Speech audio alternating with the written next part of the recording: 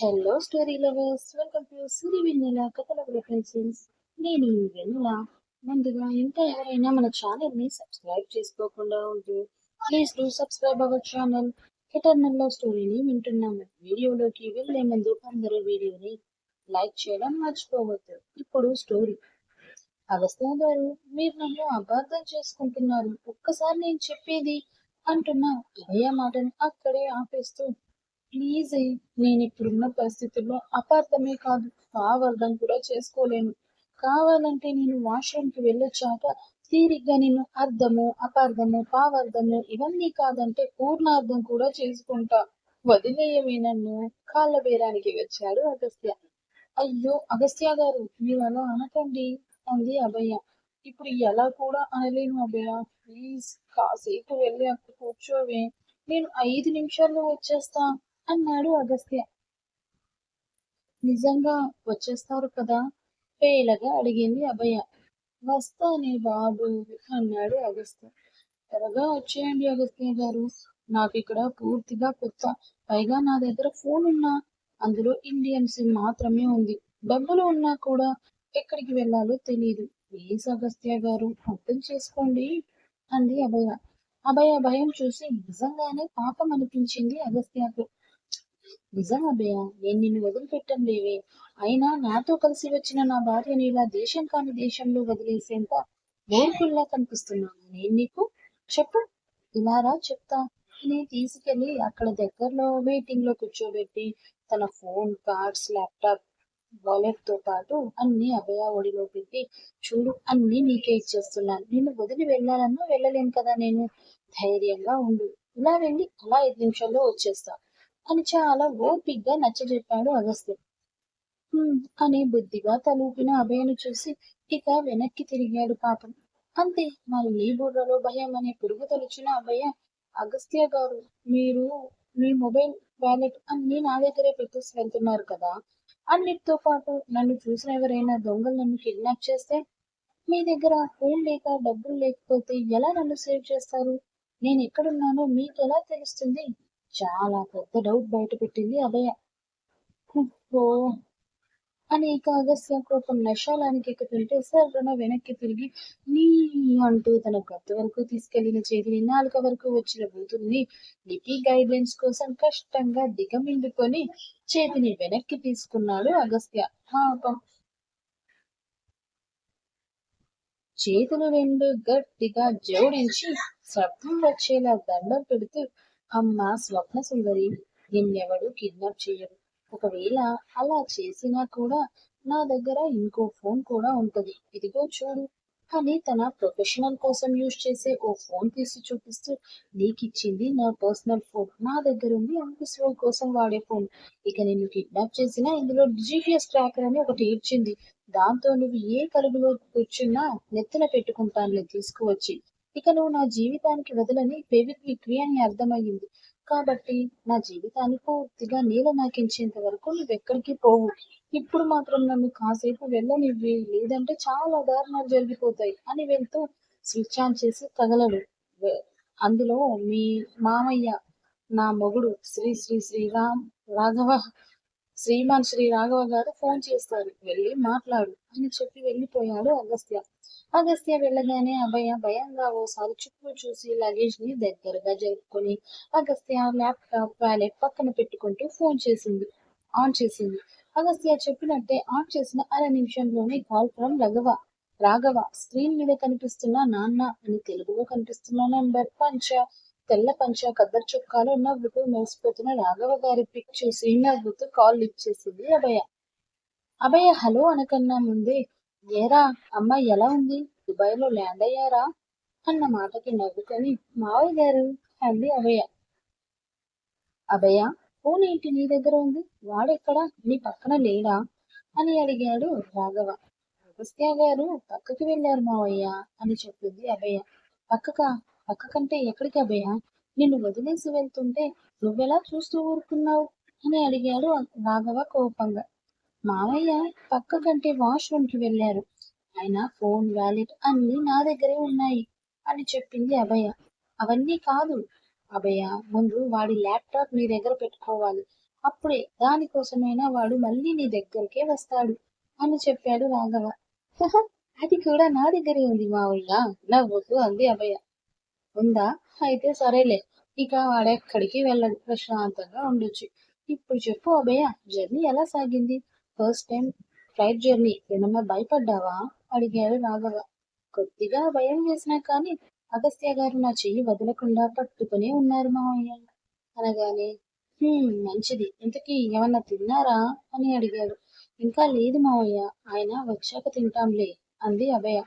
ఇదిగో మను మాట్లాడతాడంట, మాట్లాడు అని తన ఫ్రెండ్ కి ఫోన్ ఇచ్చాడు రాఘవ.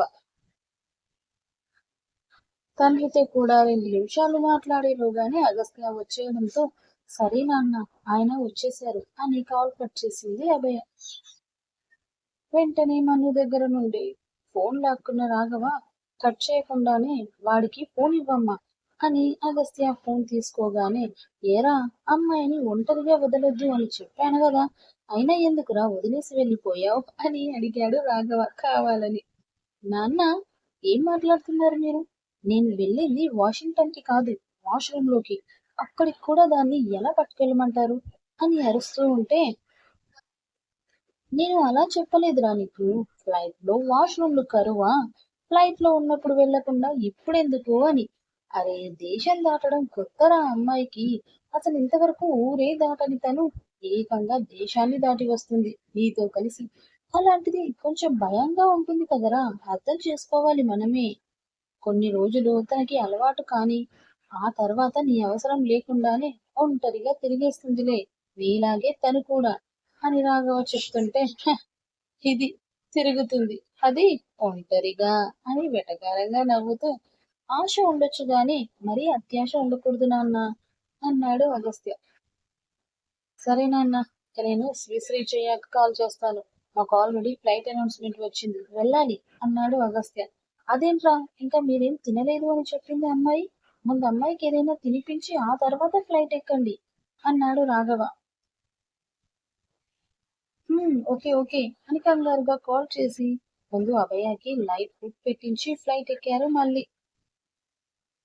అలా మరికొన్ని గంటల సుదీర్ఘ ప్రయాణం తర్వాత అగస్త్య వాళ్ళ ఫ్లైట్ వాళ్ళు వెళ్లాల్సిన ప్లేస్ లో ల్యాండ్ అవ్వగానే అభయతో కలిసి చెక్అవుట్ ఫార్మాలిటీస్ అన్ని కంప్లీట్ చేసుకుని బయటకు వచ్చాడు అగస్త్య.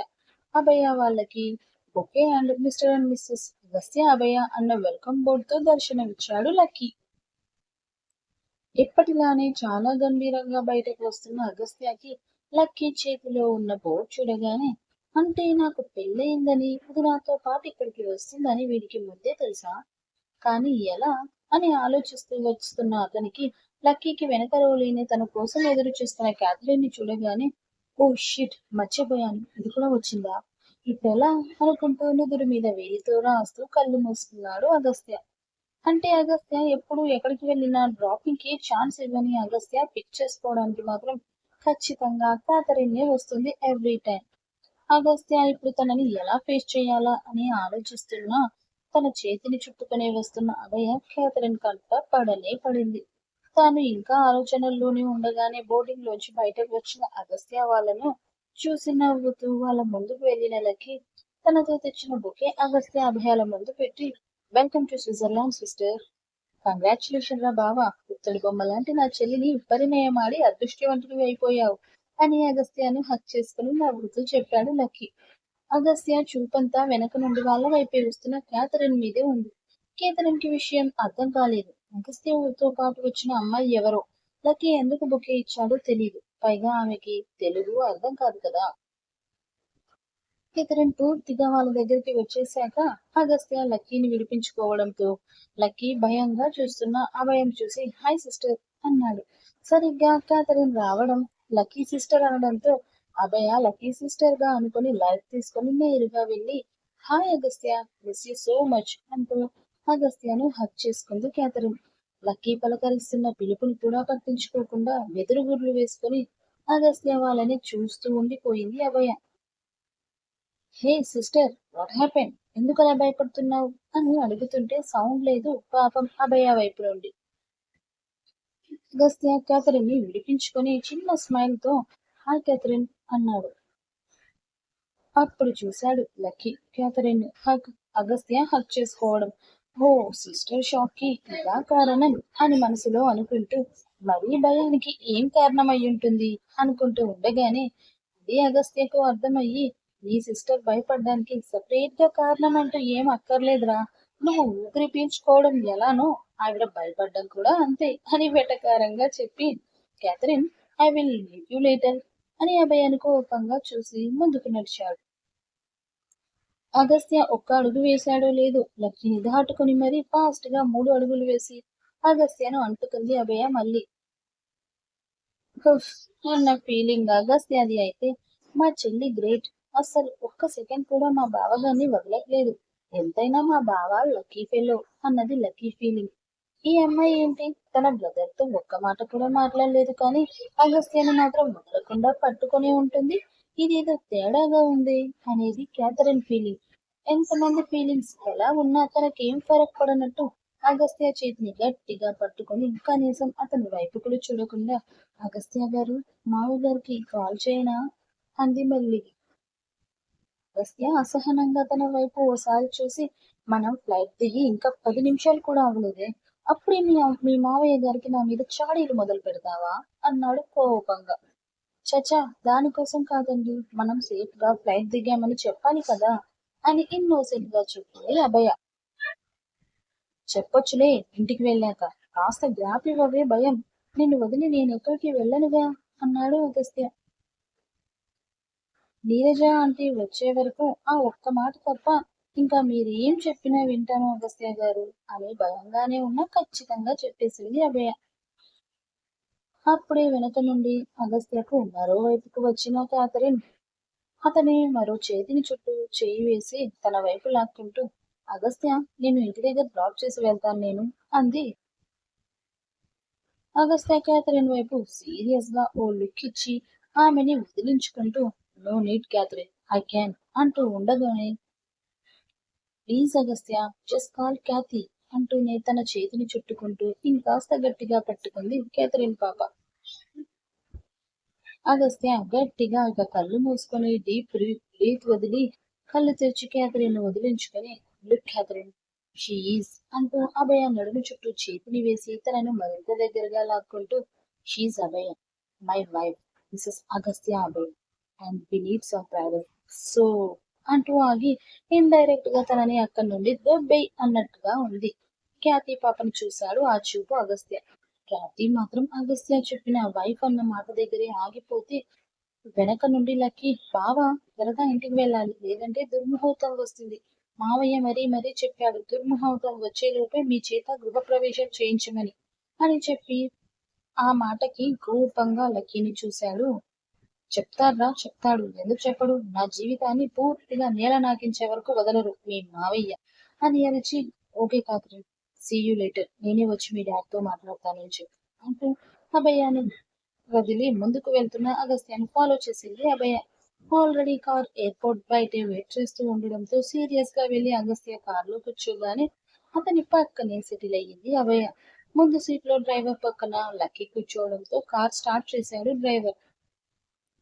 కార్ అగస్త్య మ్యాన్షన్ వైపు వెళ్తుంటే కార్ జీపీఎస్ ట్రాకర్ ని వెళ్లాల్సిన లొకేషన్ కి చేంజ్ చేసి డ్రైవర్ లొకేషన్ చేయగానే డ్రైవర్ లొకేషన్ చూసి కార్ డ్రైవ్ చెయ్యి అని సీరియస్ టోన్ తో చెప్పి మాక్ బుక్ ఓపెన్ చేశాడు అగస్త్య.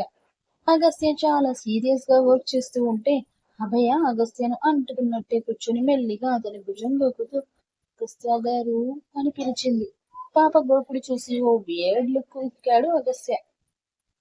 అగస్త్య లుక్స్ కే భయపడి సర్దుకొని కూర్చొని ఎయిర్పోర్ట్ లో మీ చెయ్యి పట్టుకున్న ఆ అమ్మాయి ఎవరండి అని అడిగింది మెల్లిగా. నాకు మిస్సెస్ కాబోయి మిస్ అయిన మిస్ అని వర్క్ చేస్తూనే ఏ ఫీలింగ్ లేకుండా చెప్పాడు అగస్త్య. అంటే అని అర్థం కాలేదు మరి మన పాప.